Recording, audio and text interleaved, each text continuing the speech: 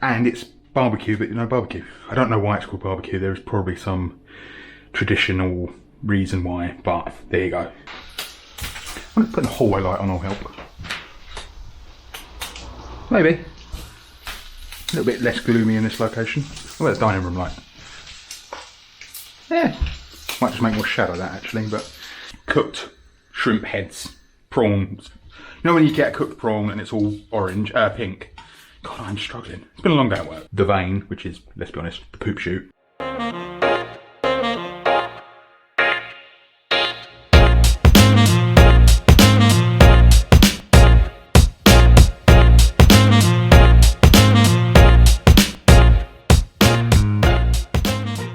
Hello. Might not have as much going on at the moment, but we've got to do a little bit of prep work first. We're making Louisiana style barbecue shrimp. No barbecuing involved. I cooked this a while ago, a couple of times. I love it. I'm on a bit of a Cajun Creole kick at the moment. And then on top of that, my yearly holiday to Cornwall has been cancelled. For now at least. I might go later in the year, maybe early next year. But I've also, therefore, my Facebook feed, Facebook memories, Instagram, all that sort of stuff keeps saying, oh, this time last year you were eating a massive platter of langoustines.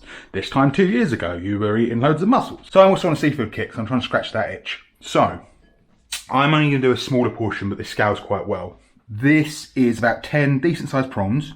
I think I said this in the prawn tostada video. Unless you're buying them fresh off a boat and they're pretty much still alive, buy them frozen.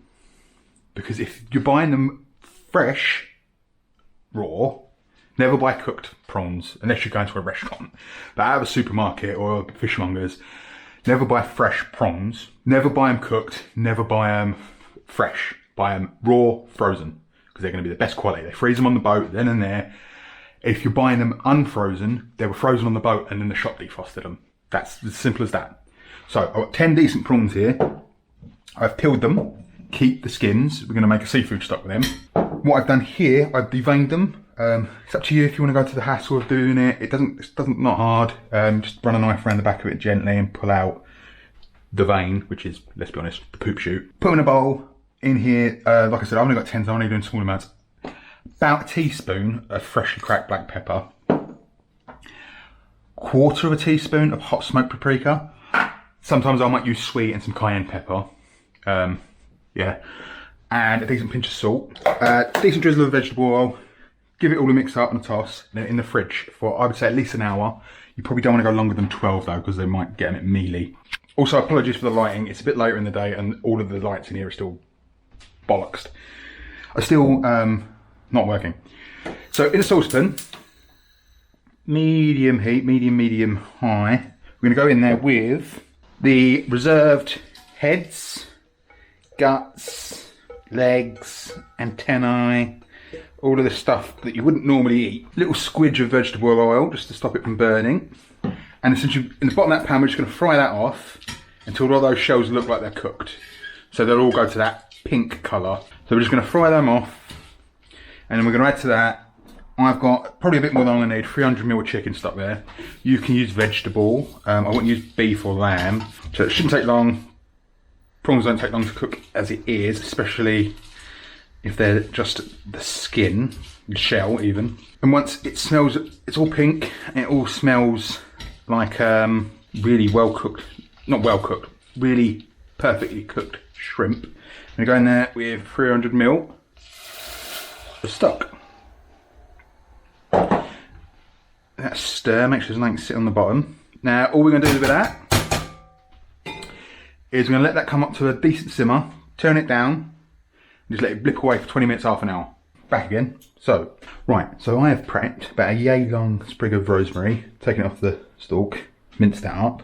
There's a little bunch of parsley, but half lemon and 2 fat cloves of garlic. This is a Cajun Creole dish, so it's very garlic forwards. This is our shrimp stock. To strain it off with a fine strainer, not a colander. You don't want any bits of shell in there. I mean, it's not the end of the world if it do end up in there, but you want it bereft of crustacean crust. To this we're going to add a tablespoon and a half, maybe a little bit more, of Worcestershire sauce, juice, half a lemon, no pips please, few glugs of your favourite hot sauce. And we're going to give that a stir. I already think this needs more Worcestershire sauce because you want it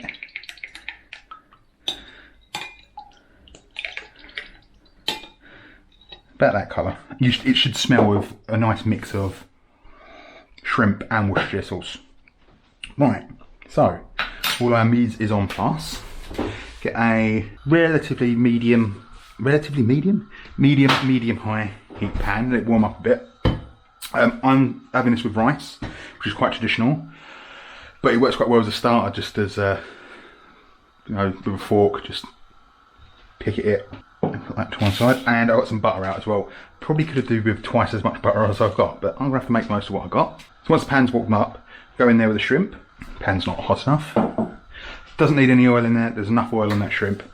And we're gonna fry these off.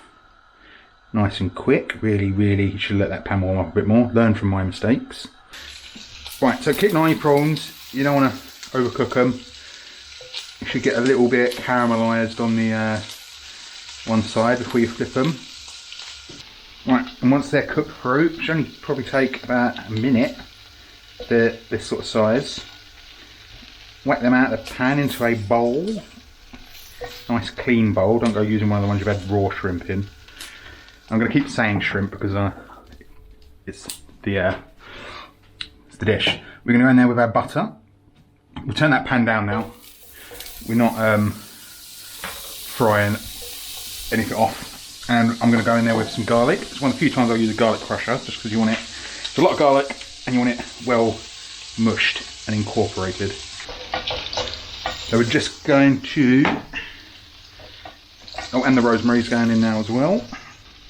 So just until that garlic starts to get a bit fragrant, and the butter, you don't want it really brown that butter off. It's going to pick some colour up of what was in the pan from the shrimp. But as soon as the rosemary and the garlic is fragrant, I'm going to go in with the stock, the Worcestershire sauce, and that's the rest of that. Deglaze that pan, make sure there's none of the seasoning from the shrimp left stuck to the bottom of the pan. Now what we're going to do is turn it up till we get to a decent bubble, and we're going to reduce that down till we get almost a glaze. Right, so we've been bubbling away for about, probably not even 10 minutes. We're not quite at a glaze, but we're past jus. We're definitely into sauce territory. If you drag your spoon, spatula along, you should definitely leave a decent trail behind. Right, chuck our shrimp back in, just to warm them back through if they need it. And we're going to go in with our parsley. And a few more cracks of fresh black pepper. They're the big Cajun flavours, black pepper, garlic. Get the shrimp in the sauce, nicely coated. And I can plate it a bit tidy, I don't want it splashing all over the place. So get some of these shrimp out. Rice works well for this because this sauce is gorgeous and it just soaks it all up. But if you don't, like I said as a starter, you just serve it with like a nice bit of crusty bread. Make sure you get everything out of the pan because that is all gorgeous, gorgeous flavour. And there you go. It's kind of rich. It's kind of rich. It's very rich, very luxurious Cajun barbecue shrimp. Well, I don't know if it's Cajun or Creole, but it's New Orleans barbecue shrimp. It's lovely. It's a bit rich. It's a bit indulgent, but it hits on so many levels. It's really lovely. And it's barbecue, but you know, barbecue. I don't know why it's called barbecue. There is probably some traditional reason why, but there you go. Seafood, and it's something. You're gonna have to try it to believe it. It's such a weird. It's not weird, but it's the spicy pepperiness and the sweetness of that Worcestershire sauce with the tang of the lemon, those barbecue Creole spices, loads of black pepper. It's a bit spicy with the hot sauce and the black pepper, and it's strangely really rich and comforting, but also really quite kind of fresh as well.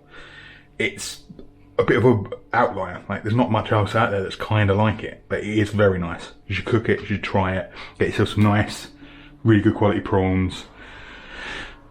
And the rest of it is all just Worcestershire sauce, which every house in England's got a bottle of Worcestershire sauce in the cupboard, in it, and some butter and some bits and pieces, a bit of lemon. There you go. Right, so it's a bit late. It's not quite dark yet, but I am starving. I'm going to go chow down on this, get my scram on. All the usual, like, comments and subscribe. And I'll see ya in a week's time. Hey.